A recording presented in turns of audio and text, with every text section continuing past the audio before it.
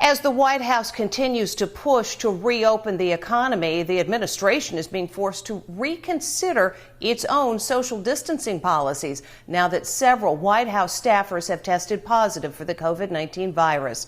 As Ann Mercogliano reports, distancing in the White House is a real problem because there's simply no room in the West Wing. New rules at the White House. Everyone must wear a mask. The internal staff memo comes as fear sets in of a growing COVID-19 outbreak. He's got people inside the White House panicked. I spoke to President Trump's former communications director, Anthony Scaramucci. So is he angry? Is he freaked out by all of this? He is probably spooked about getting the virus. I've known him a very long period of time. He is a total germaphobe. The president had another close call this weekend when he met with military brass in the cabinet room.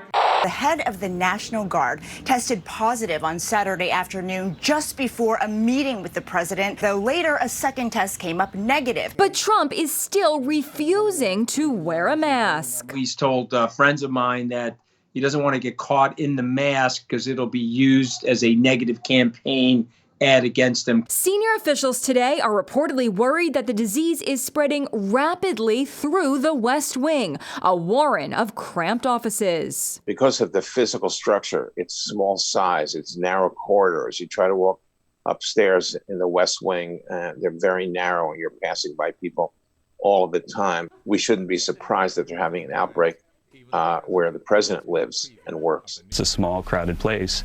It's a little bit risky. Kevin Hassett, a senior economic advisor, admits on Face the Nation he's scared. It is scary to go to work. I'd be a lot safer if I was sitting at home than I would be going to the West Wing. The tally so far, the president's valet, the vice president's press secretary, Katie Miller, Ivanka Trump's personal assistant, and now reportedly 11 agents of the United States Secret Service. Also in self-quarantine today, 3 key doctors on the White House COVID-19 task force, Dr. Fauci and the heads of the CDC and the FDA. What this shows us is a great example that truly no one is exempt, no one is immune. Katie Miller was photographed the day before she tested positive, visiting a nursing home in Virginia.